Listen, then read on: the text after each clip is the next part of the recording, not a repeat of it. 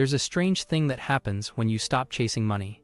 It starts looking for you, not in a magical way, but in the quiet moments when you stop asking how and start realizing who. Because money doesn't respond to your needs, it responds to your nature. And in the next few minutes, you'll see why the people who seem to always have money aren't lucky. They've just learned how to make money ask for them. This story isn't about hard work or getting rich quick. It's about an invisible shift, one that happens inside you before the numbers in your account ever move.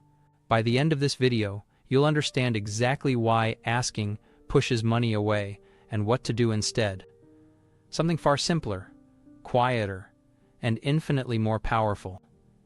You'll see how one decision, not a technique, not a method, just a decision, turns you from the seeker into the magnet. It began with a man named Daniel. He was the kind of person who carried the same question in his head every morning. When will it finally happen for me? He had the vision board, the affirmations, even the late-night prayers whispered into the dark. But every time he looked at his phone, the numbers didn't move. Until one evening, something strange happened. Daniel was sitting in a small cafe, counting the few euros he had left, when the old man at the next table leaned over and said quietly, "Stop asking for it.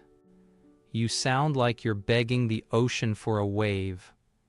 Daniel didn't know how to respond. The man smiled, lifted his cup, and said, "The ocean doesn't decide who gets waves. The one who becomes the tide receives everything." That night, Daniel couldn't sleep. The words kept echoing, "Become the tide."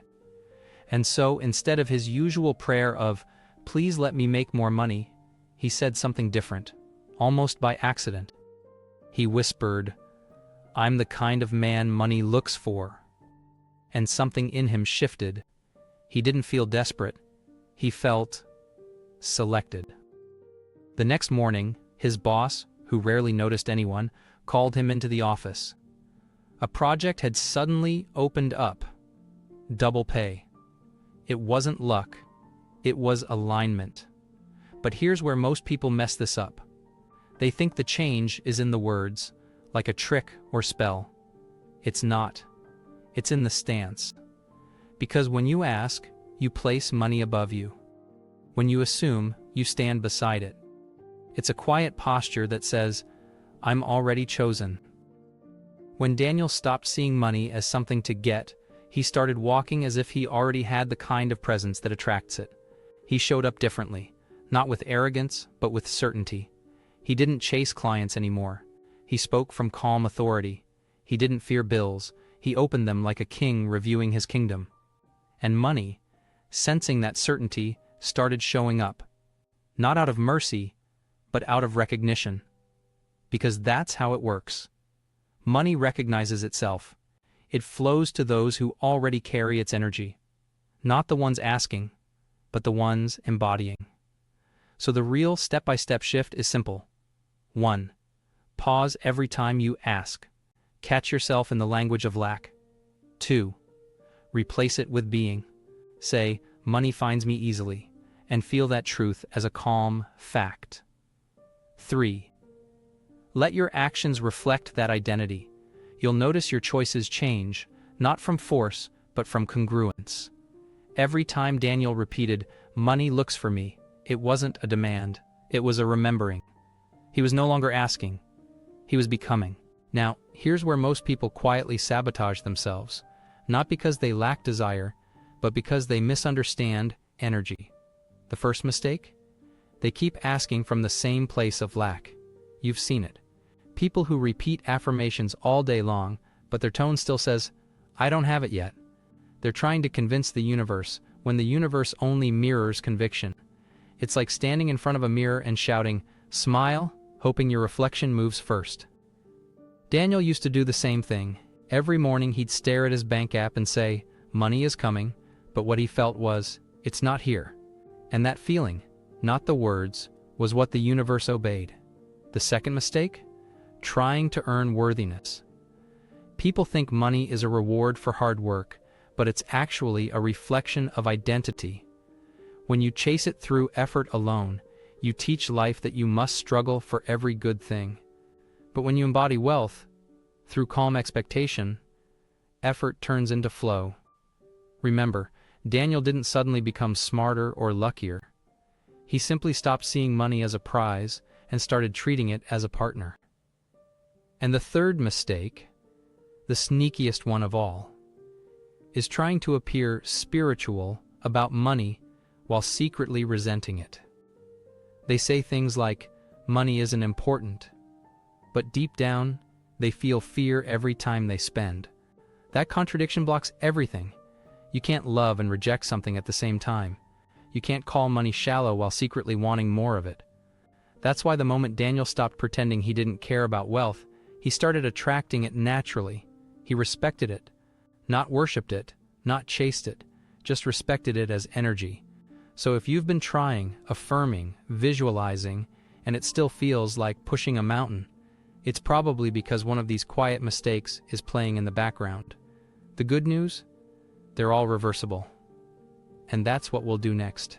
If you're doing this, here's the fix. First, stop treating money like a rescue mission.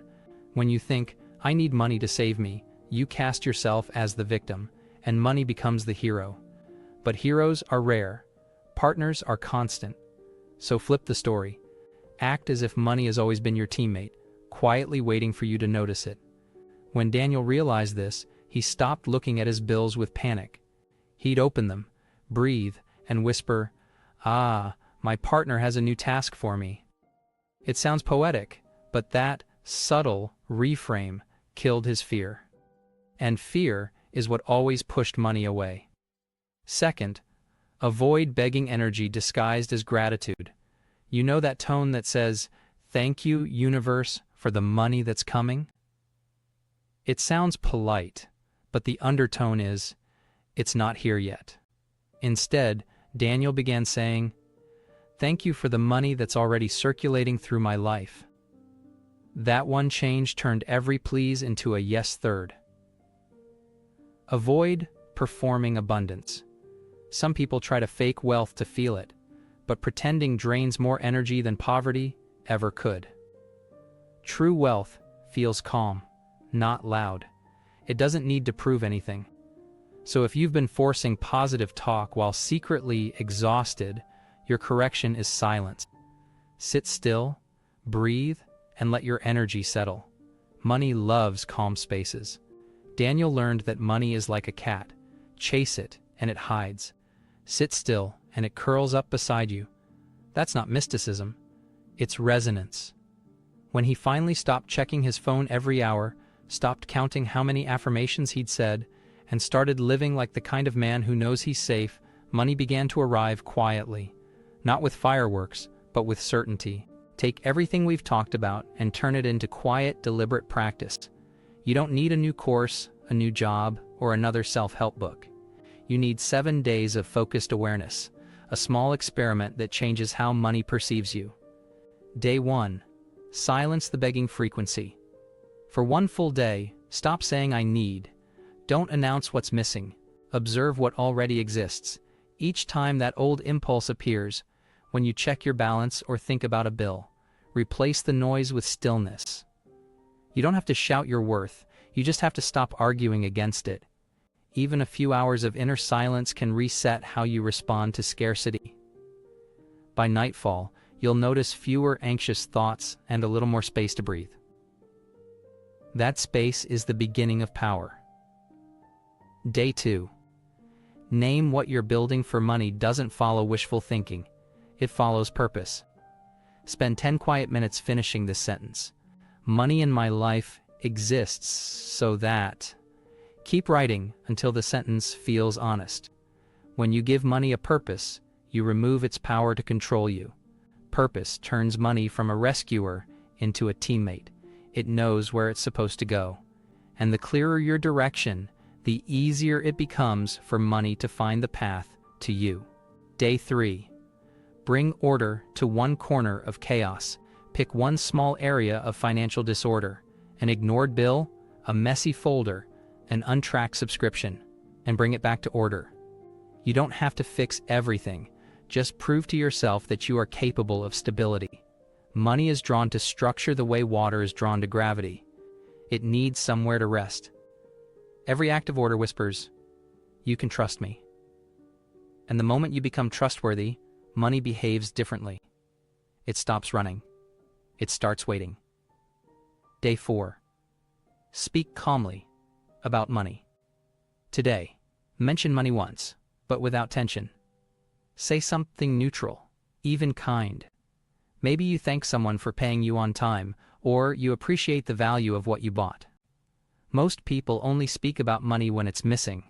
You're teaching your mind a new rule. Money and peace can coexist. That small, casual sentence rewires years of emotional conditioning. When you stop flinching at the word money, money stops flinching at you. Day 5. Decide before doubt appears. Confidence is not the absence of fear. It's the speed of decision before fear has a chance to speak. Choose one financial or creative action and commit to it quickly. Send the message, publish the work, make the call, raise the price. Don't wait for perfect timing or proof. Every decisive moment builds the muscle that money respects most: clarity. The universe doesn't reward guessing, it rewards movement. Even a tiny, imperfect step is louder than 1,000 cautious thoughts. Day 6. Deliver quiet value. Do one generous act without announcing it. Add unexpected value to your client's project, help a colleague without seeking credit, or share information that might save someone time. Value given without noise expands your sense of abundance. It tells the world, "I already have enough to share." That mindset turns generosity into a signal of wealth rather than a sacrifice.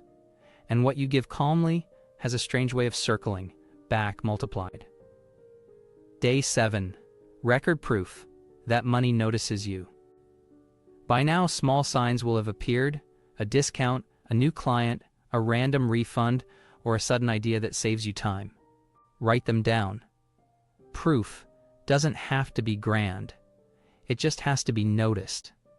Because when you notice it, your brain updates its model of reality from "I'm waiting" to "I'm already receiving."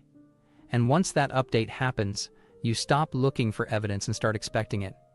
Expectation is quieter than hope, but infinitely more powerful. After 7 days, something subtle changes. You no longer chase the next payment with panic. You organize your world like someone who belongs in abundance. Bills no longer feel like punishments. They're simply proof that value is circulating. Opportunities begin arriving faster, not because of magic, but because you're finally available for them. Money doesn't resist people who are ready. It resists those who are scattered, doubtful, and loud. Now, your calmness has become the magnet. The next time you feel that old anxiety to ask for money, pause and remember. Asking is the language of scarcity. Direction is the language of wealth. You have nothing left to beg for, only things left to lead. And when you lead with order, clarity, and quiet confidence, money has no choice but to follow. Closing reflection. We often imagine that wealth begins with a sudden opportunity or a stroke of luck. In reality, it begins in the invisible moment when you stop trying to prove you deserve it. When you no longer chase validation, you create space for recognition. And in that space, money sees you, not the anxious version of you that keeps asking, but the calm, directed person who has finally stopped running. So this week, don't ask for money. Don't beg it to arrive. And don't threaten to give up if it doesn't. Build the environment where it feels welcome. Structure your thoughts, your days, and your actions as if money is already on its way home. Because it is. And when it gets there, you'll understand what people mean when they say, "Money flows where clarity lives." You'll see that money never ignored you. It was simply waiting for you to stop asking, so it could start listening. I hope you enjoyed this video. See you in the next one.